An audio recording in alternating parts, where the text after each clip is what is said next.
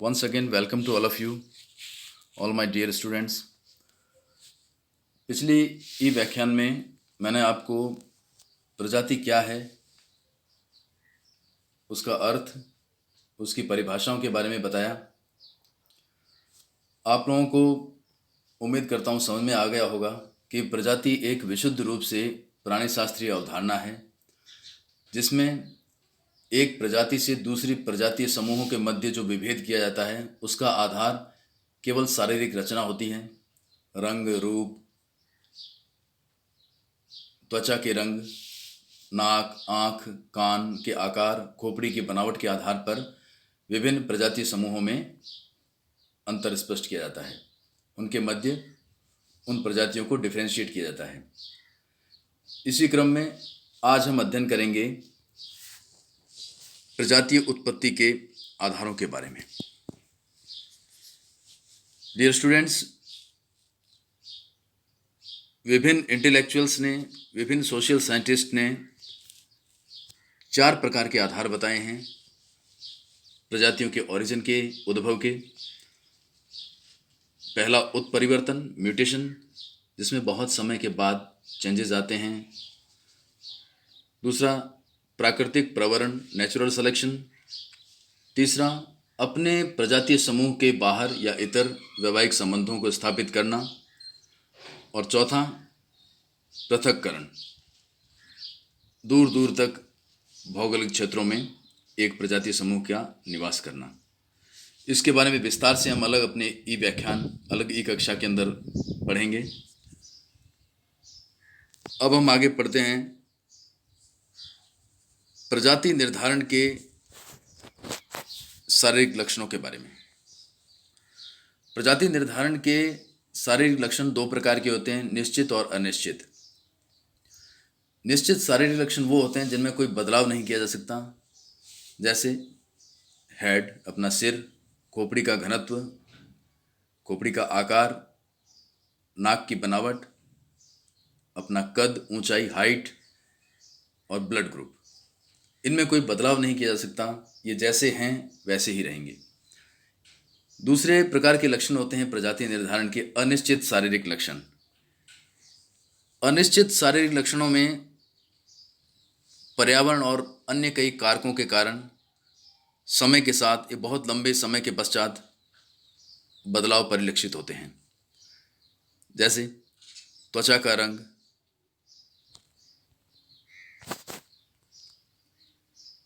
Case की रचना, बालों की रचना, आँखों का रंग और बनावट, शरीर पर बालों की मात्रा और होंठ। ये ऐसे शारीरिक लक्षण हैं जिनमें समय के अनुसार, मतलब बहुत लंबे समय के अनुसार, हजारों साल के बाद परिवर्तन आते हैं। इन्हें हम अनिश्चित शारीरिक लक्षण कहते हैं, जो कि प्रजातियों के निर्धारण में अपनी महत्वता रखते हैं। ये तो हुई शारीरिक लक्षणों के प्रजातीय निर्धारण के बारे में बात। अब हम चर्चा करेंगे कि प्रजातियों को विभिन्न विद्वानों ने एकमत होकर के मोटे तौर पर 3 भागों में बांटा है: कॉकेशियन प्रजाति, मंगोलॉइड प्रजाति और निग्रोइड प्रजाति। मोटे तौर पर 3 प्रकार की प्रजातियां इस भूमंडल पर पाई जाती हैं। आओ इनके बारे में हम विस्तार से बात करें। पहली कॉकेशियन प्रजाति। कॉकेशियन प्रजाति के लोग गोरे रंग के होते हैं, यद्यपि रंग के मिश्रण से प्रायः भूरे या मटमैले रंग के भी होते हैं। अंतर प्रजातीय विवाह के बाद इनमें कुछ प्रजातियां मिश्रित प्रजातियों का रूप ले लिया है इन प्रजातियों ने। कॉकेशियन प्रजाति के अंतर्गत नॉर्डिक, अल्पाइन, मेडिटेरेनियन, भारतीय आर्य, ऑर्मेनॉइड आदि मिश्रित प्रजाति के लोग आते हैं। स्कैंडिनेविया, रूस और जर्मनी आदि के लोग कॉकेशियन प्रजाति की नॉर्डिक शाखा से संबंध रखते हैं। ये उप प्रजाति है इसकी, कॉकेशियन की प्रजाति की। आल्प्स पर्वतमाला के आसपास अल्पाइन लोगों का वास है।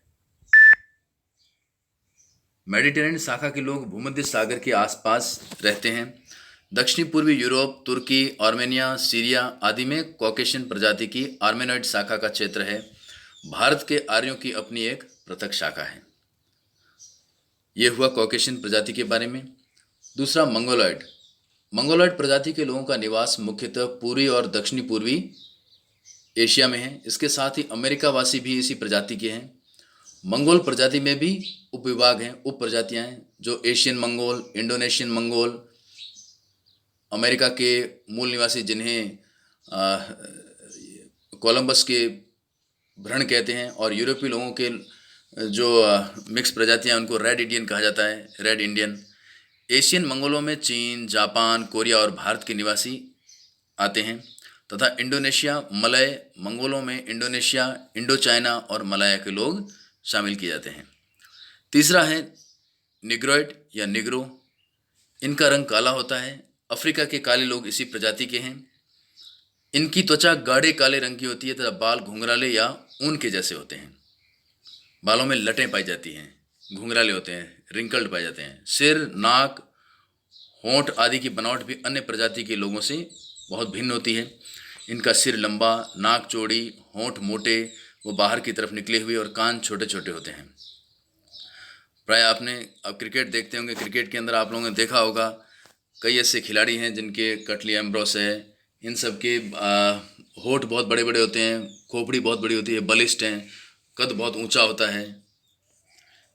नीग्रो प्रजाति के लोग प्रायः कद में बहुत ऊंचे होते हैं। सौष्ठव बड़ा ही सुदृढ़ और बलिष्ठ होता है। अफ्रीका के बाहर भी निग्रो वासी पाए जाते हैं या निग्रोइड प्रजाति के लोग पाए जाते हैं, जैसे साइबेरिया, फिजी, न्यू गिनी आदि के मूल निवासी भी शारीरिक विशेषताओं की दृष्टि से निग्रो प्रजाति के बहुत करीब पाए जाते हैं। निग्रो प्रजाति के अंतर्गत इन्हें भी हम रखते हैं। तो प्यारे विद्यार्थियों, अगले ई व्याख्यान में मैं आपको प्रजातियों के वर्गीकरण के बारे में पढ़ाऊंगा, जिसमें डॉक्टर BS गुहा, हटन, रिजले, मजुमदार इत्यादि विद्वानों ने, वेरियर एल्विन आदि विद्वानों ने किस तरह से विभिन्न प्रजातियों का वर्गीकरण किया है। Thanks to all of you.